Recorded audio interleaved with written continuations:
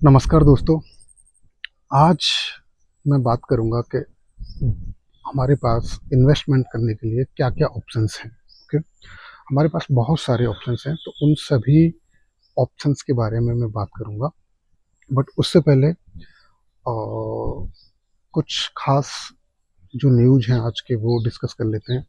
ये सुबह का टाइम है, मैं मॉर्निंग वॉक पे आया हुआ हूँ, तो मॉर्निंग वॉक पे आते हुए मैं वीडियो बनाता हूँ। ओके, तो सबसे पहला न्यूज़ तो यही है कि जो हमारे ट्रम्प अंकल हैं, उन्होंने टैरिफ लगा दिया है यूएस, कनाडा एंड मैक्सिको पे। और टैरिफ अनाउंसमेंट कर दिया है, उनका पता नहीं लगाएंगे नहीं लगाएंगे, बट 1 अगस्त से वो एप्लीकेबल होगा। दूसरा न्यूज ये है कि जो टीसीएस के रिजल्ट आए थे, उन्होंने काफ़ी डिसअपॉइंटमेंट किया था। फ्राइडे को भी हमारा मार्केट काफ़ी गिरा था। अब देखते हैं कि बाकी आईटी कंपनीज के रिजल्ट कैसे रहते हैं। वैसे गिफ्ट निफ्टी जो है वो थोड़ा डाउन है, तो उससे लगता है कि हमारा निफ्टी भी थोड़ा नीचे ही खुलेगा, बट लेट्स सी, देखते हैं। इसके अलावा एक जो लंदन में एरोप्लेन क्रैश हुआ, बहुत दुखद खबर है। पहले इंडिया में भी एरोप्लेन क्रैश हुआ था। आई थिंक जो भी इसके रीजन है उस पर एक्शन होनी चाहिए, सो दैट के लोगों की लाइफ सेव हो सके। ओके, ठीक है दोस्तों, अब बात करते हैं जो आज का टॉपिक है कि हमारे पास क्या क्या इन्वेस्टमेंट्स के ऑप्शंस हैं। तो सबसे पहला ऑप्शंस तो वही है, मेरा फेवरेट है, equity, direct equity. That means कि जो भी लिस्टेड कंपनीज हैं, उन लिस्टेड कंपनीज में से आप बेस्ट कंपनी, जो ग्रोथ ओरिएंटेड कंपनी है, ठीक है, जिसकी कंसिस्टेंट अर्निंग है, ठीक है, उन कंपनी को चूज करो। उसमें आपको दो फायदे होते हैं। एक तो ग्रोथ है कंपनी में, तो आपका शेयर की प्राइस बढ़ती है, और सेकंड, क्योंकि प्रॉफिटेबल कंपनी है तो अपनी प्रॉफिट थोड़ी शेयर करती है, तो आपको एज ए डिविडेंड भी पे आउट होता है। तो सबसे पहला ऑप्शन तो यही है कि आप डायरेक्ट इक्विटी लीजिए। सेकंड ऑप्शन है कि आप म्यूचुअल फंड में जा सकते हो, राइट। म्यूचुअल फंड, बहुत सारे म्यूचुअल फंड हैं, ठीक है। आप इक्विटी रिलेटेड म्यूचुअल फंड ले सकते हो, आप debt fund related mutual fund ले सकते हो, आप गोल्ड रिलेटेड म्यूचुअल फंड ले सकते हो, आप हाइब्रिड फंड ले सकते हो, real estate related mutual fund ले सकते हो। तो बहुत सारे म्यूचुअल फंड हैं।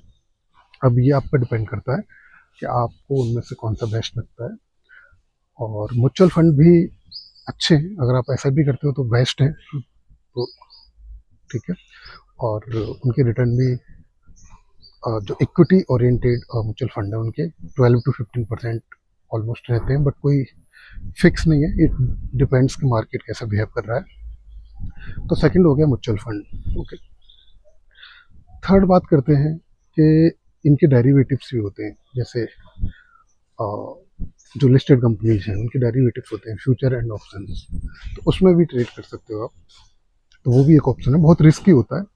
आप किसी भी कंपनी के फ्यूचर, नॉट किसी भी कंपनी, जो भी लिस्टेड टॉप कंपनीज हैं, उनके फ्यूचर एंड ऑप्शंस भी अवेलेबल है, तो उसमें ट्रेड कर सकते हो। और इंडेक्स जो निफ्टी 50 है और सेंसेक्स है, उनके भी फ्यूचर एंड ऑप्शंस अवेलेबल है, उसमें भी ट्रेड कर सकते हो, ठीक है। इसके अलावा आप कमोडिटीज में ट्रेड कर सकते हो, गोल्ड में ट्रेड कर सकते हो, सिल्वर में ट्रेड कर सकते हो, जिंक में, ओके, कॉपर में। तो जो कमोडिटीज है उनमें भी ट्रेड कर सकते हो, तो वो भी एक ऑप्शन है।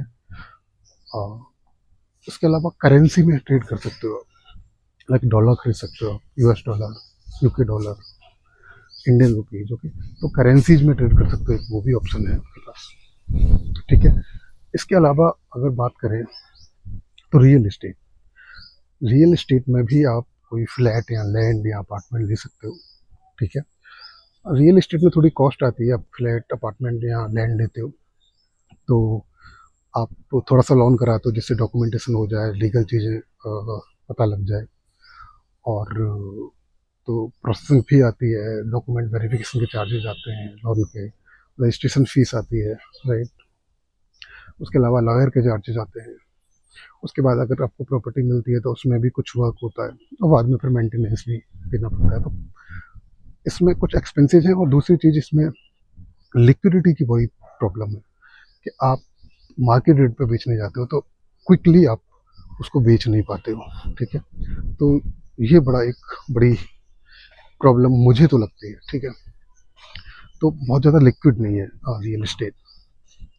इसके अलावा और बात करें तो हम फिजिकल भी ले सकते हैं, गोल्ड सिल्वर फिजिकल भी रख सकते हो। बहुत रिस्की होता है, इधर आप लॉकर में रख सकते हो, बट रिस्की तो है।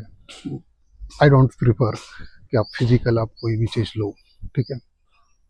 इसके अलावा और क्या ऑप्शन है? क्रिप्टो।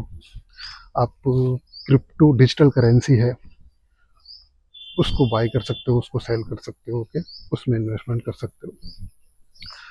ऑल्दो ये रेगुलेटेड नहीं है, इंडिया में तो अभी नहीं है, ठीक है। क्रिप्टो हो गया। अब और नेक्स्ट ऑप्शन क्या है? आप फिक्स डिपॉजिट में इन्वेस्ट कर सकते हो, ओके। इंडियन बैंक्स हैं, ओके, और प्राइवेट एंड गवर्नमेंट दोनों बैंक्स में कर सकते हो। 5 लाख तक का आपका ईच बैंक में 5 लाख तक का मनी आपका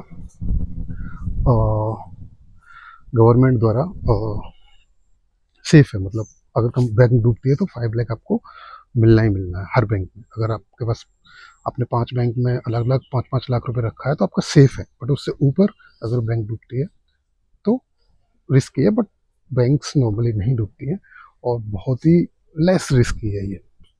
बस मतलब कहूँगा जितने भी अभी तक डिस्कस किए उनमें सबसे सेफ अभी यही है, ठीक है। इसके अलावा आप बॉन्ड्स में इन्वेस्ट कर सकते हो, गवर्नमेंट बॉन्ड्स में कर सकते हो, जो इक्विटी से लेस रिस्की है, ओके। गवर्नमेंट बॉन्ड तो ऑलमोस्ट बहुत ही कम रिस्क है क्योंकि गवर्नमेंट है, बट कॉरपोरेट बॉन्ड्स होते हैं उनमें रिस्क होती है। अगर वो पर्टिकुलर कंपनी दिवालिया हो गई तो ऑब्वियसली आपका पैसा भी जाएगा, बट चांसेस बहुत कम होते हैं। जो बॉन्ड्स होते हैं उनकी रेटिंग्स होती है, आप बेस्ट रेटिंग वाले बॉन्ड्स ले सकते हो। तो एक वो ऑप्शन भी है आपके पास। और क्या ऑप्शन है? आपके पास पीपीएफ है। पीपीएफ में आप 1.5 लाख पर पर्सन, घर में जो भी मेंबर हैं, आप 1.5 लाख रुपए हर मेंबर के लिए इन्वेस्ट कर सकते हो एक साल में। मैक्स कैप है इसमें 1.5 लाख की, और रेट ऑफ रिटर्न 7.1% है। बट द थिंग इज, ये 7.1% कम दिख रहे होंगे, बट अगर आप 30% टैक्स ब्रैकेट में आते हो तो लगभग 10% के बराबर है, क्योंकि 10% पे आप 30% टैक्स दोगे तो अराउंड 7% आता है। तो क्योंकि ये टैक्स फ्री है, इसमें कोई भी टैक्स नहीं देना है आपको, जो भी रिटर्न आएगा वो कम्प्लीटली टैक्स फ्री है। तो एक पीपीएफ है। एनपीएस भी है। एनपीएस में आप इन्वेस्ट कर सकते हो, बट एनपीएस में ये है कि जब आप 60 ईयर्स के होंगे उसके बाद ही आपको कुछ पैसा मिलेगा और कुछ की एन्युटी बन जाएगी आपको। बट हाँ, कुछ पैसा आप एनपीएस में भी डाल सकते हो। यूलिप्स होते हैं, और यूलिप्स में भी आप इन्वेस्ट कर सकते हो। वो इंश्योरेंस प्लस इक्विटी होता है, कुछ पार्ट आपका इंश्योरेंस प्रीमियम में जाता है, कुछ पार्ट इक्विटी में जाता है, तो सॉर्ट ऑफ दोनों चीज़ें मिक्स मिलती हैं आपको। इसके अलावा इंश्योरेंस पॉलिसीज भी हैं, एलआईसी की हैं, प्राइवेट कंपनीज की हैं, जिसमें इंश्योरेंस मिलता है और थोड़ा इन्वेस्टमेंट भी होता है। बहुत ही कम रेट में मिलते हैं, 6-7% के, बट वो भी एक ऑप्शन है आपके पास, राइट। आई थिंक हमने ऑलमोस्ट ऑप्शंस हमने डिस्कस कर ली। प्राइवेट इक्विटी भी है, बट मैं उसके बारे में चर्चा नहीं करना चाहता। प्राइवेट इक्विटी में भी आप कर सकते हो, जो नॉन लिस्टेड कंपनीज हैं उनमें भी आप इन्वेस्ट कर सकते हो। और क्या है, मोस्टली मैंने कवर कर ली हैं सारी चीज़ें। अगर कुछ सॉरी अगर कुछ रह गया हो तो आप प्लीज़ कमेंट में बताइएगा, मैं नेक्स्ट वीडियो में कवर कर लूँगा। ठीक है गाइस, आज के लिए इतना ही। मिलते हैं नेक्स्ट वीडियो में। Thank you.